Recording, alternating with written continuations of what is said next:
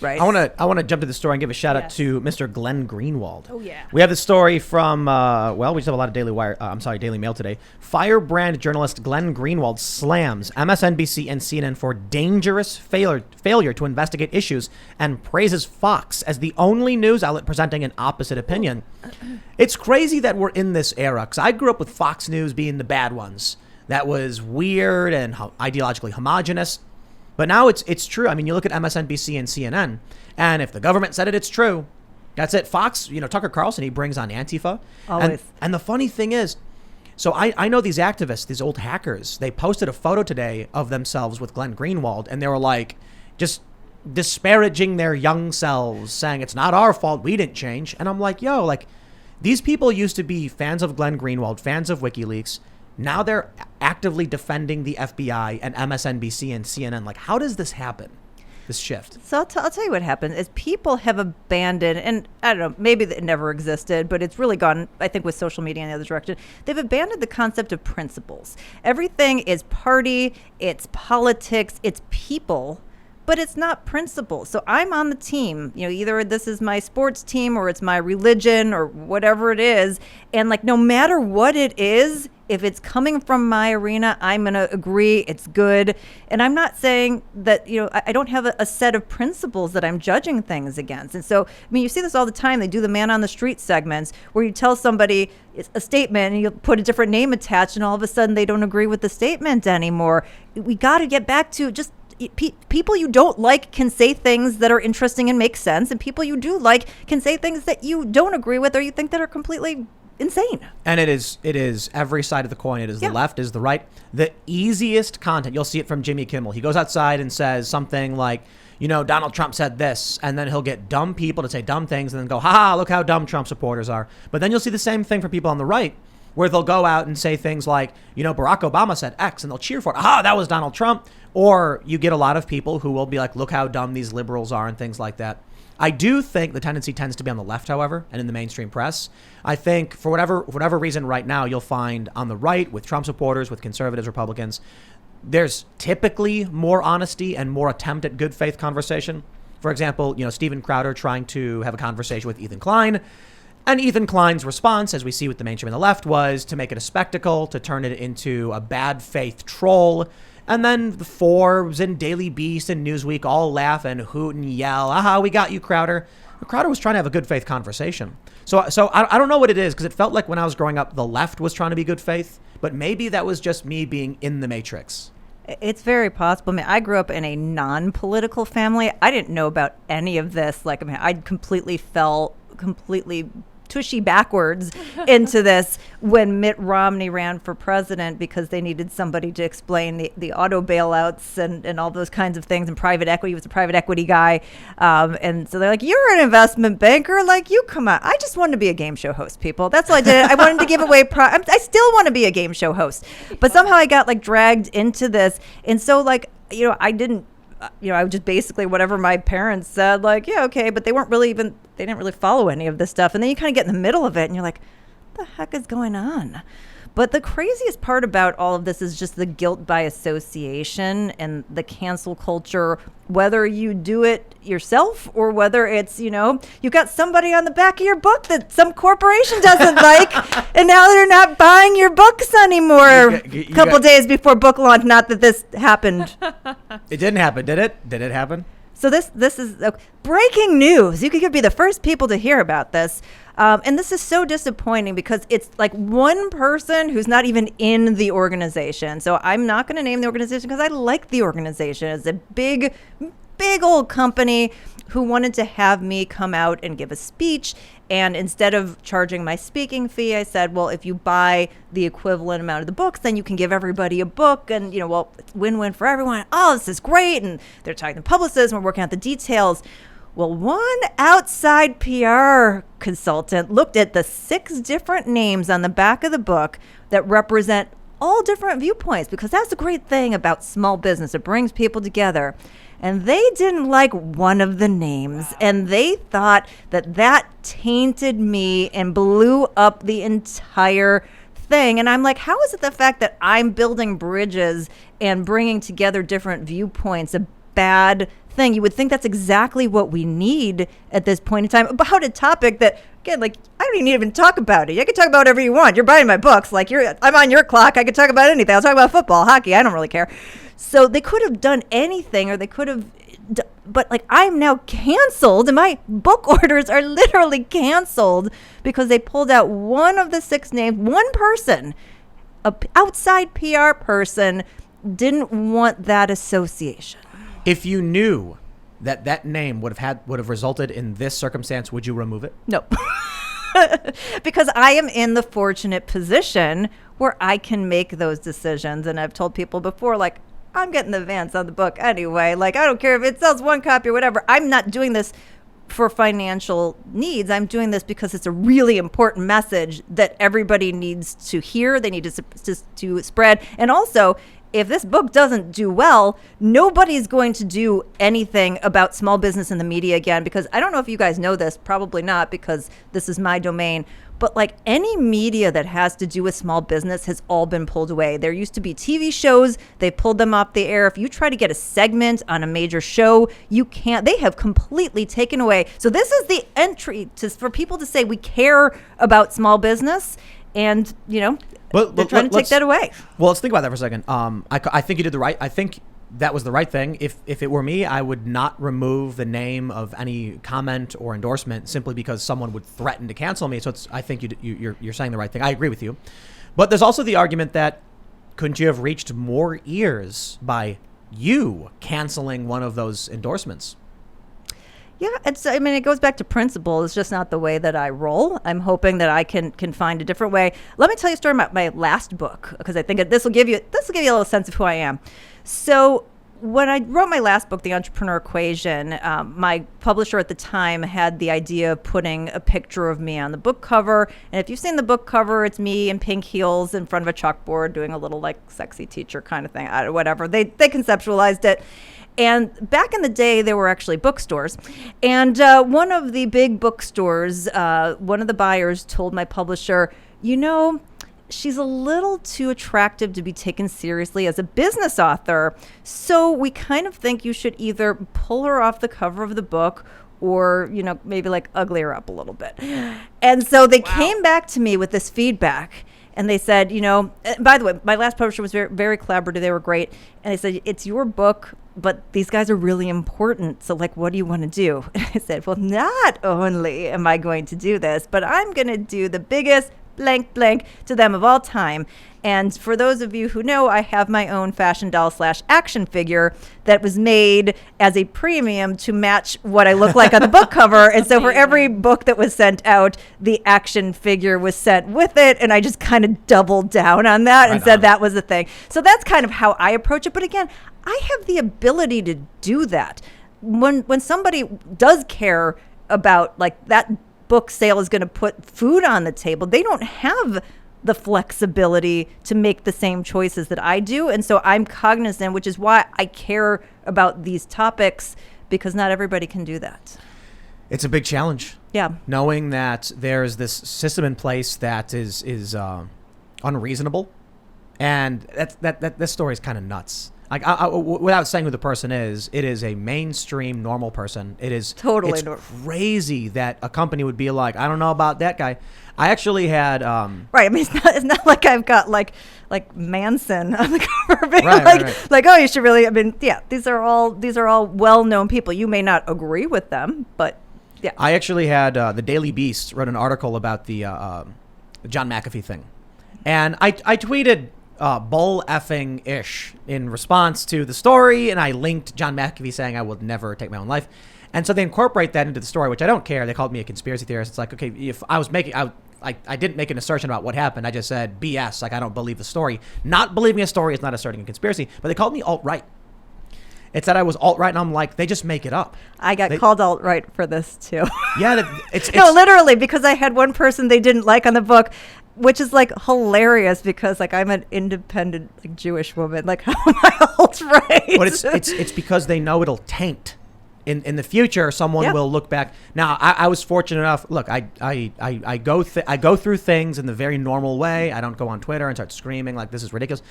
Quiet email requesting a retraction. and a correction, and they immediately responded with an apology and took it out. I'm Good lucky for you. that happened. Good for you. Because a lot of there was one period where they lie about people all day and night, and I think the scary thing is that you mentioned the little guy doesn't have the opportunity to make these Right. choices.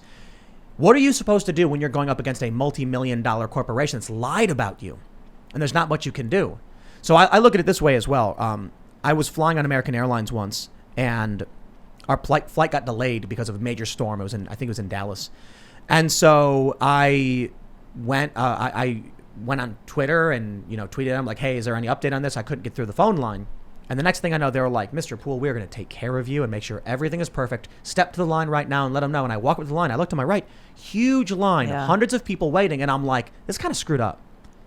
Because they don't fear the regular person who can't do anything about their circumstances, but they're worried I could tweet and cause them problems. I don't like that idea. I don't like tweeting at companies, but sometimes it's the only way to get them to react. Well, it's interesting. So tying it back into what happened, with COVID and small business and PPP, this is exactly where the structure of PPP failed so badly, is that they put, these parameters where you could have millions and millions of dollars in assets and revenue, and you could still go in and apply for these PPP loans. So if you're a bank and you've got like the guy who's got millions of dollars and you've been doing business with them, and then you've got like this pizza shop that's like struggling to make it, like whose loan are you going to fulfill first? Of course you're going to fulfill your good customer. It should never been put in that position in the first place. And so that goes back to a flaw in the structure. It's hard to fault the person who has the loyal relationship, whose business is also going to depend on it. But why was it structured that way to begin with? And I think those are the questions we need to continue to ask. We need smart contracts to dole out these things. Like this is part of the great thing about cryptocurrency is there's no middleman to decide what's going to happen or where it's going to go. You have the parameters and it fits, and there it is on the blockchain out in the open. Which is why it's a threat to them. I'm optimistic. A couple days ago we were talking to Bannon. He was saying we're winning.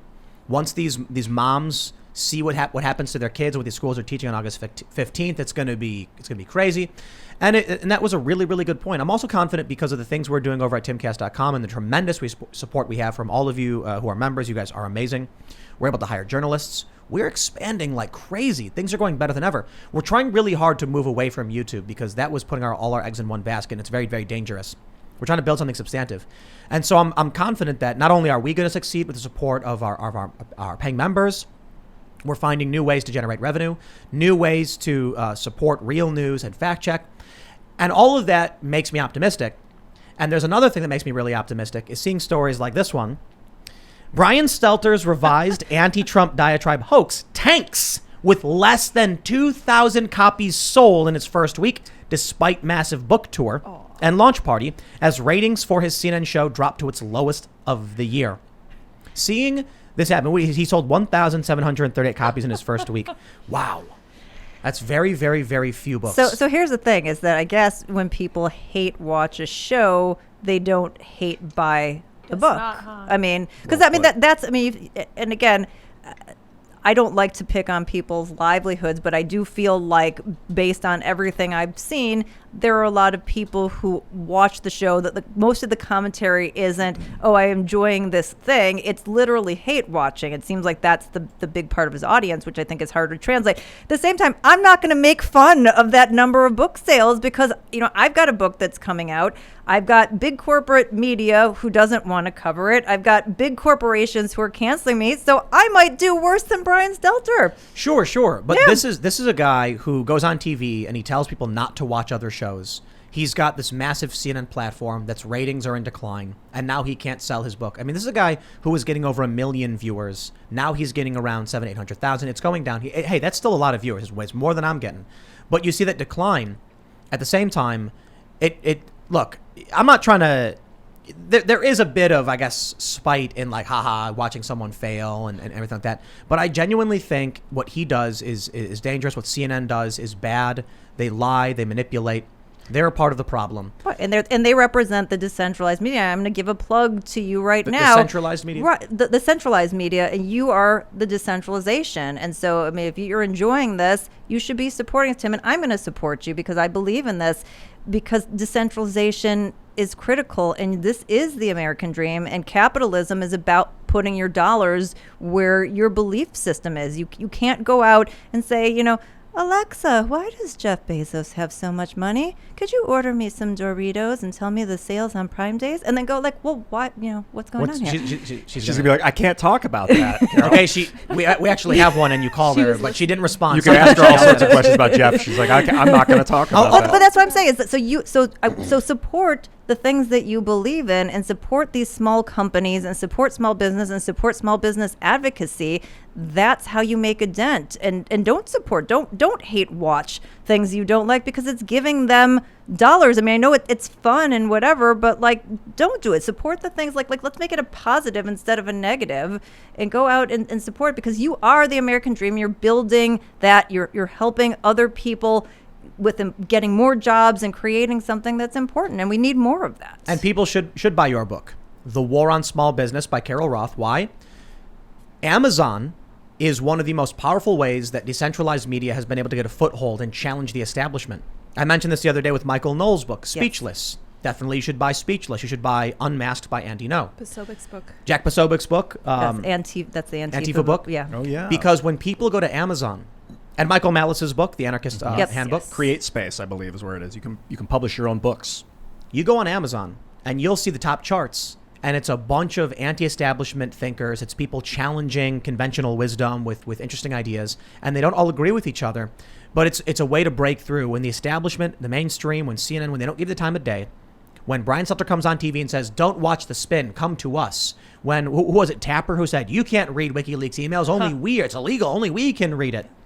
You can now find the honest and dissenting voices because Amazon has to put them in the ranking same as everybody else. Granted, they do ban books, which is another scary component of this. But so long as we have that opportunity, if everybody buys your book, we can get this top 10 list, which is going to include a bunch of people of varying political ideologies. And what'll happen is a regular person will be browsing Amazon. What do they see? Number one. They see Carol Roth, number one. They see Michael Knowles or Andy No or people like Ben Shapiro or Dave Rubin. And now they're going to get an idea they normally wouldn't have got from CNN. So this is so interesting. So this is a good sort of capitalism debate, because I had been directing people to bookshop.org, because I don't know if you're familiar with bookshop.org, but what it does is it fulfills books from local small business booksellers. Cool. So you get to not only support small business advocacy in terms of the book that you're buying and learning these concepts and spreading the concepts, but you actually get to put a couple dollars towards the small business. But it's an interesting point, because at the same time, if it doesn't chart well on Amazon, then the people outside, the ones who are buying it here, also don't get. So I need you to buy 2 books. Could you buy one on Amazon and buy one on Bookshop? Give it to a friend. No, but seriously. But it is an interesting sort of question: is do you want to to take down and get some foothold? Do you need to chart on the big place and change minds, or do we support the small guys and win in that direction? And maybe they're not mutually exclusive. No, I don't think they are. I think you should support both. Yeah. I want to rub CNN's nose in it a little bit, because I got the story. Okay, this is important, guys. I need to beat Brian Stelter. There So you even if you don't care about this book, I can't sell fewer copies than he does. Well, no, I'm going to bring up Acosta. Great point. So this is a story from 2 years ago. President Donald Trump, CNN's Jim Acosta spar over journalists' book sales. Granted, it's from 2019. It's still kind of funny. So Trump is talking, and then they say he was asked about Mohammed bin Salman. And then Trump flips the script saying, I don't really care about offending people. I sort of thought you know that. Flips the script and says, by the way, to Jim Acosta, by the way. By the way, congratulations. I understand your book. Is it doing well? It's doing very well, Mr. President, Acosta said. Trump seemed astonished. Really? I'll get you an autographed copy, Acosta offered. It's from Deadline, by the way, not from Fox News. They say, Acosta's book isn't doing that well. It's in the 1300s on Amazon. He was previously zinged on the lagging sales by Fox News host Sean Hannity, who called the book a disaster and an epic fail. So yes, like you said, it's people watch these shows because they hate Trump or they hate the right, not because they like Acosta's reporting, not because they like Brian Stelter. So when the name pops up that says Stelter, they say, I don't care. If the book was Why Trump is Bad by Guy Who Hates Trump, they might actually buy that book. Yeah, well, and my issue on principle and not personage is that he's got a show called Reliable Sources that does not have reliable sources. Thanks for checking out this clip from the Timcast IRL podcast. If you want to see the full show, come back to this channel, youtube.com/TimcastIRL, Monday through Friday at 8 p.m., where you can leave comments and super chat, and we actually will read your comments on the show. Don't forget to like, share, subscribe, and if you want exclusive members-only content, segments you can't get anywhere else, go to timcast.com, become a member, and we even have full bonus episodes. Thanks for hanging out, and we'll see you all next time.